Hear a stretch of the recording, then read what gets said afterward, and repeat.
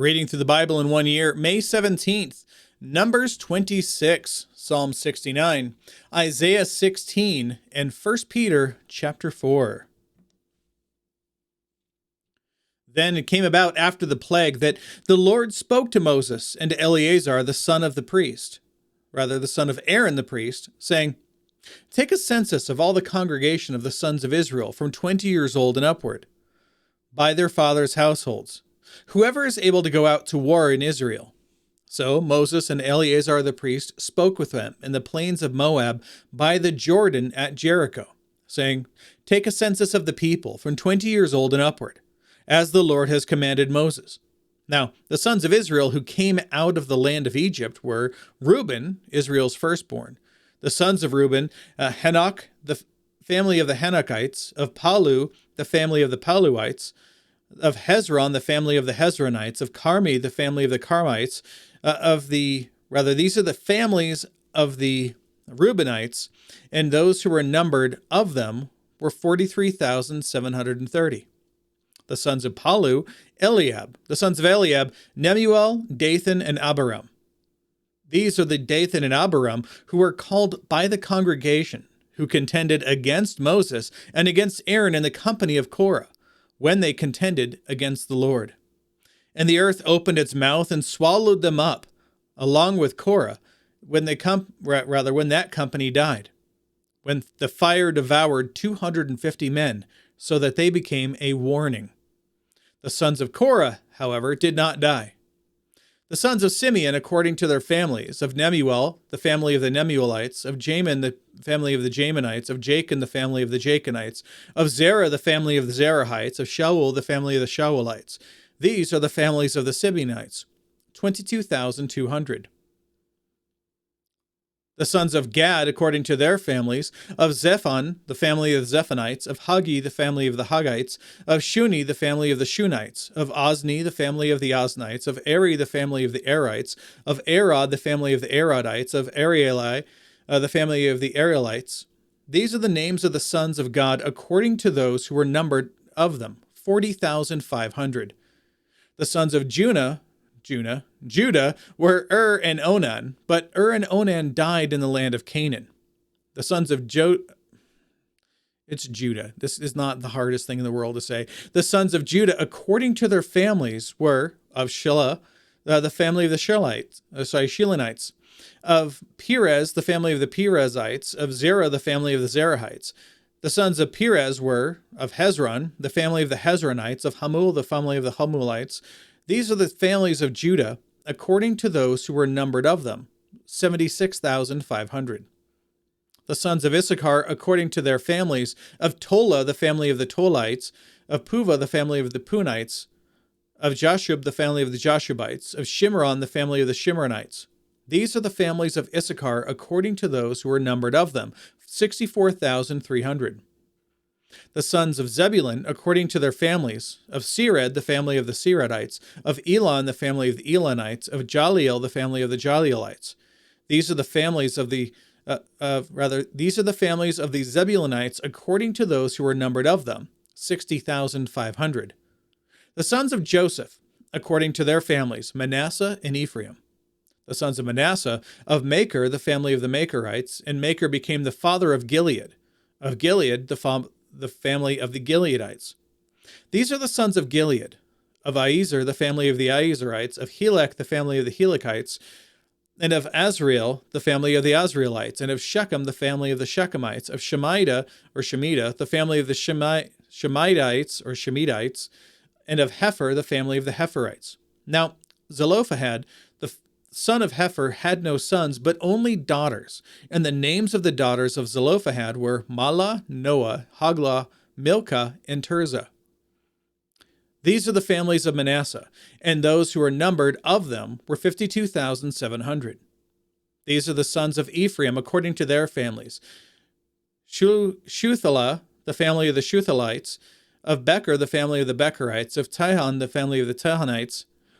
These are the sons of Shuthelah. There we go.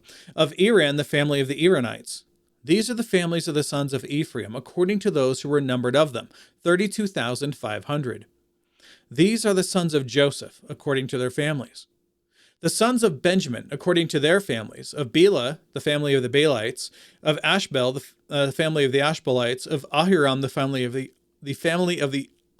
Ahiramites, of Shephupham, the family of the Shephuphamites, that's a hard one to say, of Hupam, the family of the Hupamites. The sons of Bela were Ard and Naaman. Of Ard, the family of the Ardites. Of Naaman, the family of the Naamites.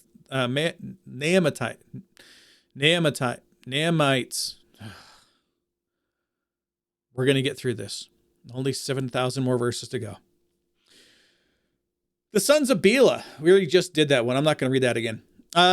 These are the sons of Benjamin according to their families, and those who were numbered of them were 45,600. These are the sons of Dan according to their families. Of Shuham, the family of the Shuhamites. These are the families of Dan according to their families. All the families of the Shuhamites, according to those who were numbered of them, were 64,400. The sons of Asher, according to their families, of Imnah, the family of the Imnites, of Ishvi, the family of the Ishvites, of Beriah, the family of the Beriites. Beriah, so many eyes. Of the sons of Beriah, of Heber, the family of the Heberites, of Malchiel, the family of the Malchielites. The names of the daughter of Asher was Sarah. These are the families of the sons of Asher, according to those who were numbered of them, 53,400. The sons of Naphtali, according to their families, of Jaziel, the family of the Jazielites, of Guni, the family of the Gunites, of Jezer, the family of the Jezerites, of Shillem, the family of the Shillemites. These are the families of Naphtali, according to their families, and those who were numbered of them were 45,400. These are those who numbered the sons of Israel, 601,730. Then the Lord spoke to Moses, saying, Among these the land shall be divided for an inheritance according to the number of names. To the larger group you shall increase their inheritance, and to the smaller group you shall diminish their inheritance. Each shall be given their inheritance according to those who were numbered of them. But the land shall be divided by lot. They shall receive their inheritance according to the names of the tribes of their fathers. According to the selection by lot, their inheritance shall be divided between the larger and the smaller groups. These are those who are numbered among the Levites according to their families. Of Gershon, the family of the Gershonites. Of Kohath, the family of the Kohathites. Of Merari, the family of the Merarites. These are the families of Levi. The family of the Libnites. The family of the Hebronites. The family of the Mahalites. The family of the Mushites. The family of the Korites. Kohath became the father of Amram. The name of Amram's wife was Jochebed, the daughter of Levi, who was born to Levi in Egypt. And she bore Amram, Aaron, and Moses, and their sister Miriam. To Aaron were born Nadab and Abihu, Eleazar and Ithamar.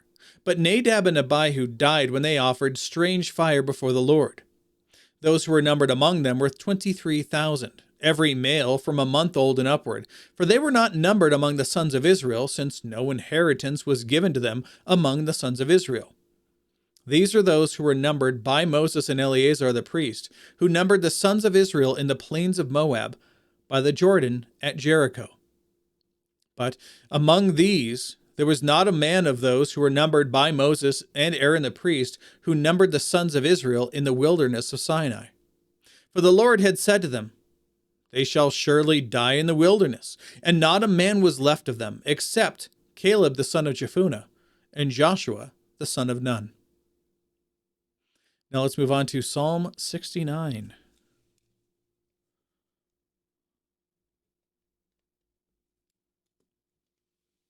Save me, O God, for the waters have threatened my life. I have sunk deep in the mire, and there is no foothold. I have come into deep waters, and a flood overflows me. I am weary with crying. My throat is parched. My eyes fail while I wait for my God. Those who hate me without cause are more than the hairs of my head. Those who would destroy me are powerful, being wrongfully my enemies. What I did not steal, then I have to restore. O God, it is you who knows my folly, and my wrongs are not hidden from you. May those who wait for you not be ashamed through me, O Lord God of hosts. May those who seek you not be dishonored through me, O God of Israel. Because of your sake I have borne reproach. Dishonor has covered my face. I have become estranged from my brothers, and an alien to my mother's sons. For zeal for your house has consumed me, and the reproaches of those who reproach you have fallen on me. When I wept in my soul with fasting, it became my reproach. When I made sackcloth my clothing, I became a byword to them. Those who sit in the gate talk about me. I am the song of the drunkards. But as for me, my prayers to you, O Lord, at an acceptable time. O God, in the greatness of your loving kindness, answer me with your saving truth.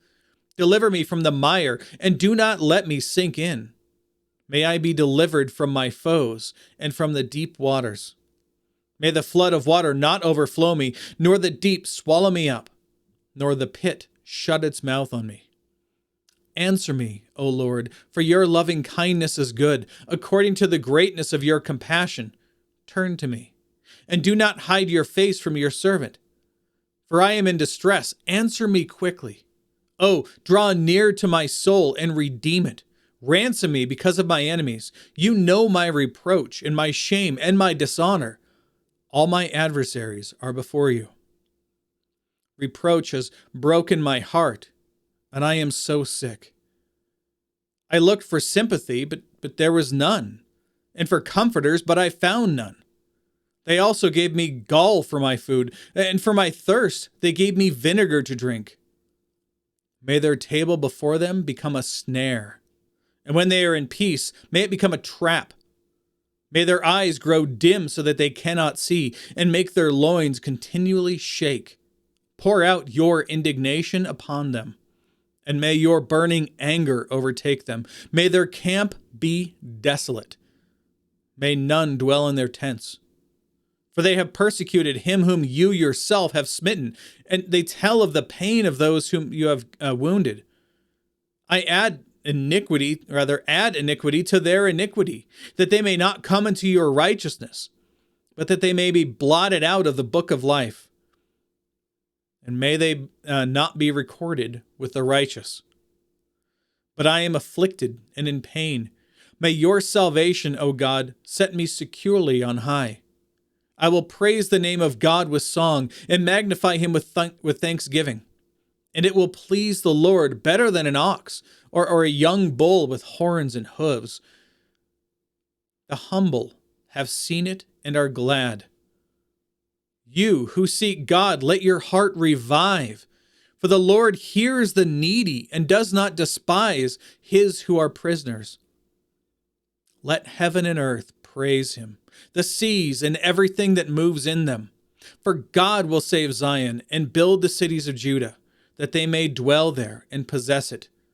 The descendants of his servants will inherit it, and those who love his name will dwell in it.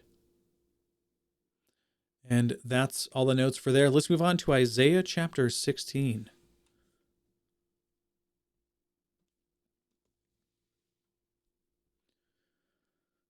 Send the tribute lamb to the ruler of the land, from Selah by the way of the wilderness, to the mountain of the daughter of Zion.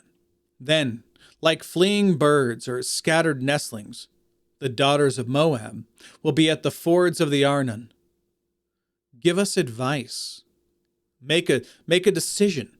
Cast your shadow like night at high noon. Hide the outcasts. Do not betray the fugitive. Let the outcasts of Moab stay with you. Be a hiding place to them from the destroyer. For the extortioner has come to an end. Destruction has ceased. Oppressors have completely disappeared from the land. A throne will be established in loving kindness, and a judge will sit on it in faithfulness in the tent of David. Moreover, he will seek justice and be prompt in righteousness. We have heard the pride of Moab, an excessive pride, even of his arrogance, pride and fury. His idle boasts are false. Therefore Moab will wail. Everyone of Moab will wail. He will moan for the raisin cakes of Kir Hareseth, and for those who are utterly stricken. For the fields of Heshbon have withered, and the vines of Sibmah as well. The lords of the nations have trampled down its choice clusters, which reached as far as Jazer and wandered into the deserts. Its tendrils spread themselves out and passed over the sea. Therefore I will weep bitterly for Jazer, for the vine of Sibmah. I will drench you with my tears, O Heshbon and Elealeh. There we go. For the shouting over your summer fruits and your harvest has fallen away. Gladness and joy are taken away from the fruitful field. In the vineyards also there will be no cries of joy or jubilant shouting. No treader treads out the wine in the presses, for I have made the shouting to cease. Therefore my heart intones like a harp for Moab, and my inward feelings for Kir Hareseth. So it will come about when Moab presents himself, when he wearies himself upon his high place and comes to his sanctuary to pray, that he will not prevail. This is the word which the Lord spoke earlier concerning Moab. But now the Lord speaks, saying, within 3 years, as a hired man would count them, the glory of Moab will be degraded along with all his great population, and his remnant will be very small and impotent. All right, let's move on to 1 Peter chapter 4.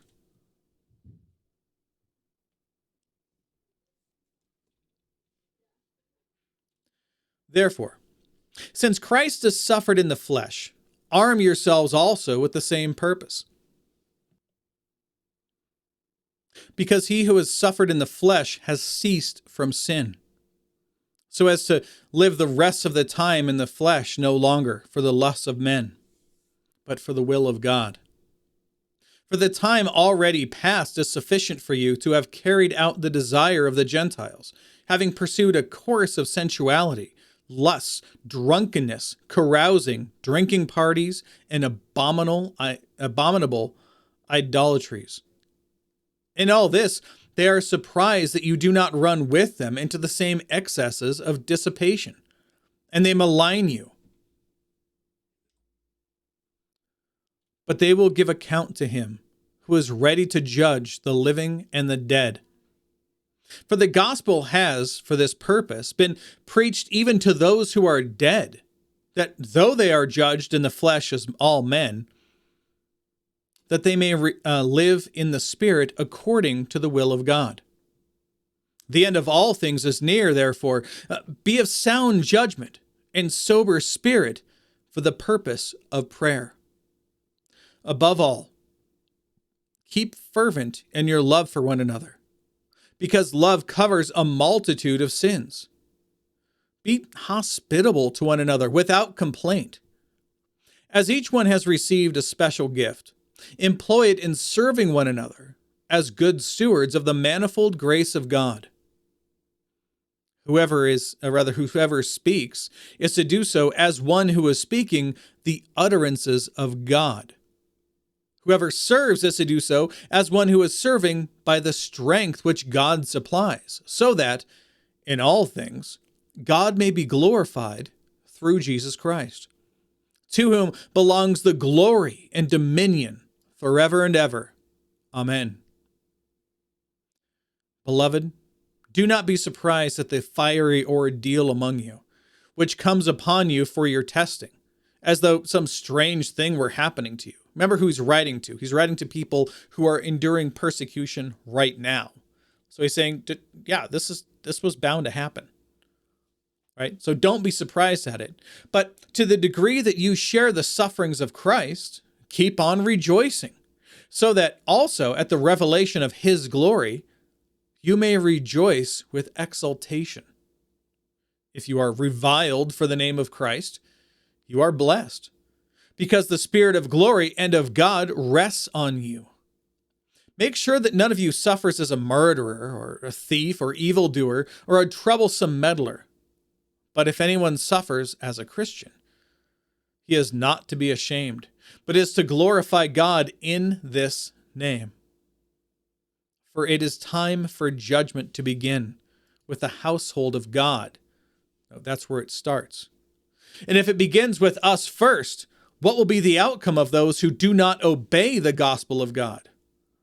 And if it is with difficulty that the righteous is saved, what will become of the godless man and the sinner?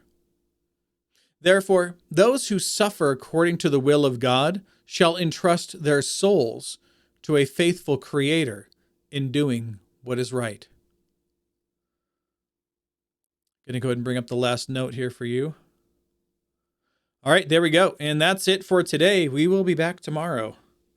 Behold, the word of the Lord.